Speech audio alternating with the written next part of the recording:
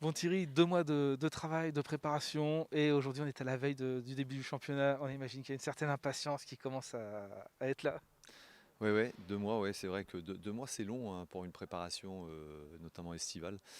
Donc effectivement, il y a beaucoup d'impatience, voilà, d'attente, je sais pas, mais d'impatience, oui, c'est sûr. Ouais. Les filles ont envie d'en découdre rapidement sur le terrain parce que comme je le disais, c'est des compétitrices et quand on est compétiteur, il y a que le terrain qui dicte la vérité, quoi. Vous dites 2 mois c'est long, mais il y avait besoin de ces 2 mois avec les 4 mois de coupure, s'ils n'ont pas été de trop.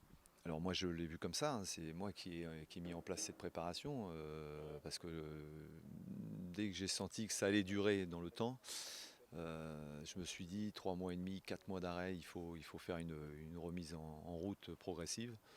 Voilà, je pense que j'ai bien fait parce qu'on n'a aucun problème musculaire. Alors j'ai bien les pieds sur terre, hein.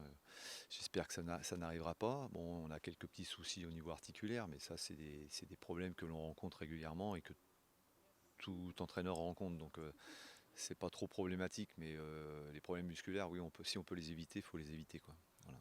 Par rapport à l'effectif, par rapport au match de demain, donc le recrutement, les recrutements ne sont pas encore terminés. Vous avez aussi certaines joueuses qui sont blessées. Donc comment vous envisagez ce premier match et donc ce début de saison en D1?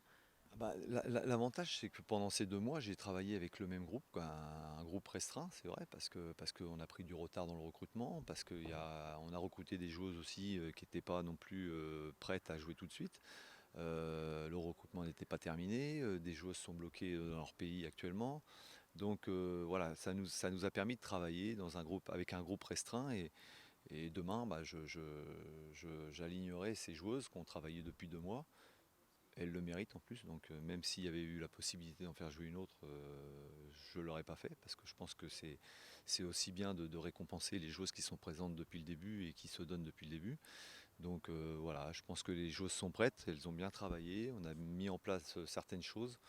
Euh, voilà, moi j'ai énormément confiance. J'ai énormément de confiance, même si les matchs amicaux n'ont pas été extraordinaires. Mais je pense que c'est dû à cette coupure de 4 mois et le fait qu'elle soit obligée de jouer. Il faut savoir qu'il y a 7-8 joueuses qui ont joué 360 minutes sur les 4 matchs. C'est énorme sur une reprise, 4 mois après 4 mois d'arrêt. Après 4 mois d'arrêt, pardon. Un championnat que vous avez débuté face à un promu comme vous en DR Arkema cette saison. Oui, alors ici, oui, bah, c'est un promu. Ils ont fait une belle saison la saison dernière. Bon, on peut dire que eux l'ont gagné sur le terrain, même si nous on l'a gagné sur le terrain, parce qu'au moment de l'arrêt on était premier. On peut dire ce que l'on veut, mais on était premier.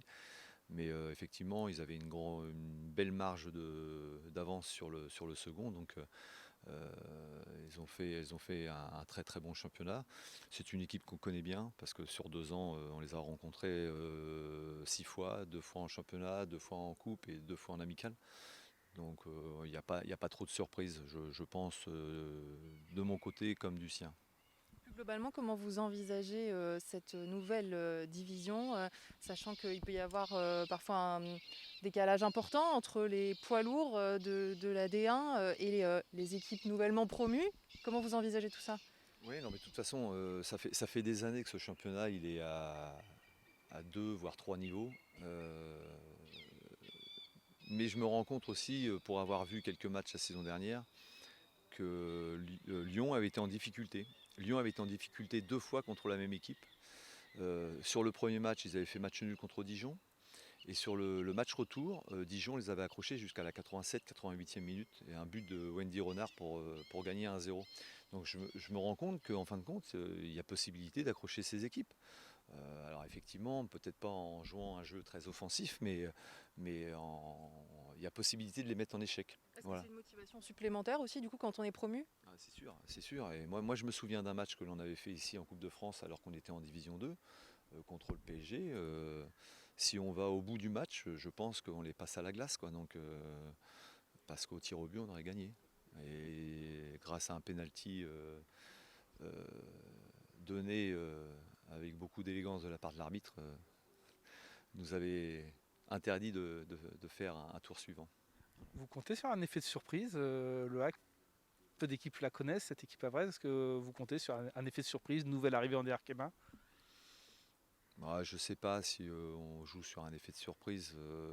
Je pense malgré tout que tous les dirigeants et entraîneurs de la D1 Arkema connaissent le projet du Havre Athletic Club. Donc s'ils connaissent le projet, ils savent que le président est derrière, que le président n'hésite pas à injecter de l'argent pour recruter, pour que les joueurs soient le mieux possible dans leur vie et sur le terrain. Donc ça tout le monde le sait parce que les gens suivent le football de près, pardon.